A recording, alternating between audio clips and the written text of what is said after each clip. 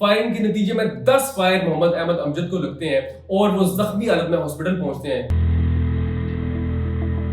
قاتل موقع سے بآسانی فرار ہو جاتا ہے۔ 12 سال گزر جاتے ہیں لیکن گرفتاری نہیں ہوتی۔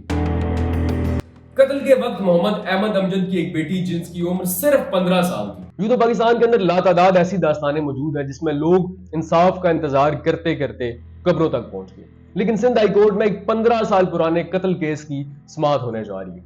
اس کیس کی سب سے اہم بات یہ ہے کہ اس کیس میں قاتل کا سراغ سرکاری اداروں کے بجائے خود مقتول کی بیٹی نے قتل کے 12 سال کے بعد لگا لی، لیکن 3 سال گزر چکے ہیں۔ مقتول کی بیٹی نے تمام ایویڈنس، تمام دستاویزات سرکاری اداروں کی تحویل میں دے دی، لیکن ابھی تک گرفتاری عمل میں نہیں لائی جا سکی۔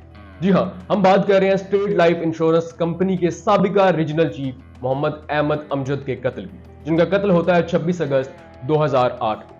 کہا جاتا ہے کہ اگر ادارہ وقت پر ایکشن لیتا تو شاید محمد احمد امجد کا قتل نہ ہوتا یا کم از کم آفس کے اندر قتل نہ ہوتا، کیونکہ اپنے قتل کے ٹھیک 1 ماہ پہلے محمد احمد امجد نے اسی ادارے کے سابقہ سیلز مینیجر سید تقی حیدر شاہ اور اس کیس کے مرکزی ملزم کے خلاف ایک باضابطہ طور پہ درخواست دی، جس میں انہوں نے یہ کہا کہ سید تقی حیدر شاہ میرے خلاف نازیبا زبان کا استعمال کرتا ہے، مجھے سنگین نتائج کی دھمکیاں دیتا ہے۔ صرف یہاں تک نہیں بلکہ محمد احمد امجد اپنی درخواست یہ بھی مینشن کرتے ہیں کہ ایک دفعہ سید تقی حیدر شاہ نے ان کی گاڑی کا پیچھا کیا اور متعدد بار ان کی گاڑی کو ہٹ کر کے ایکسیڈنٹ کرنے کی کوشش کی۔ اس کے بعد لیلا زار میں موجود ان کے گھر تک ان کی گاڑی کا پیچھا کرتا رہا۔ اس کے بعد انشورنس کمپنی نے سید تقی حیدر شاہ کو صرف ایک شو کاز نوٹس جاری کیا، جس کے جواب میں سید تقی حیدر شاہ نے تمام الزامات کی تردید کر۔ 26 اگست 2008 کو محمد احمد امجد اپنے آفس میں موجود ہوتے ہیں کہ ایک شخص کے ساتھ ان کے آفس میں داخل ہوتا ہے اور ان پہ تابڑتوڑ فائرنگ شروع کر دیتا ہے۔ فائرنگ کے نتیجے میں 10 فائر محمد احمد امجد کو لگتے ہیں اور وہ زخمی حالت میں ہاسپٹل پہنچتے ہیں لیکن جاں بر نہیں ہو سکتے۔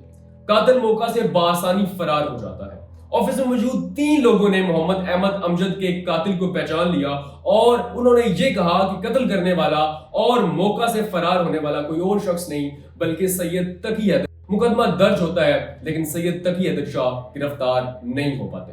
11 مئی 2008 کو سیشن عدالت سید تقی حیدر شاہ کو اشتہاری قرار دیتی ہے اور فائل پہ دھول مٹی پڑ جاتی ہے۔ 12 سال گزر جاتے ہیں لیکن گرفتاری نہیں ہوتی۔ قتل کے وقت محمد احمد امجد کی ایک بیٹی جس کی عمر صرف 15 سال تھی۔ 15 سال کی عمر سے ہی محمد احمد امجد کی یہ بیٹی ماہم امجد اپنے کے قاتل کی تلاش میں لگ جاتی ہے۔ 5 سال پہلے جب وہ یو ای میں جاب کے لیے جاتی ہے، وہاں پہ ایک نارمل سرچنگ کے دوران انہیں ایک سوشل میڈیا پہ پروفائل سید تقی حیدر شاہ کے نام کا ملتا ہے، جو اپنے باپ کے قاتل تک پہنچ جاتی ہے۔ وہ اس پروفائل کی لنک اور تمام ایویڈنس سرکاری اداروں کو دیتی ہے لیکن گرفتاری نہیں ہوتی۔ پاکستان کی وزارت اور وزارت داخلہ یو ای کی حکومت کو درخواست لکھتی ہے اور سید تقی حیدر شاہ کی گرفتاری کے لیے انہیں قائل کرتی ہے کہ انہیں گرفتاری کرنے دی جائے، لیکن بار بار اس فائل پہ آبجیکشن لگ جاتے ہیں۔ اسی دوران سید تقی حیدر شاہ کو اس سارے معاملے کی بھنک لگ جاتی ہے اور وہ مسجد نبوی میں بیٹھ کے یہ ویڈیو بناتے ہیں جس میں ان تمام الزامات کی جو کہ ماہم امجد کی جانب سے لگائے جاتے ہیں تردید کرتے ہیں، ساتھ ساتھ وہ محمد احمد امجد کے قتل پر خوشی کا بھی اظہار کرتے ہیں۔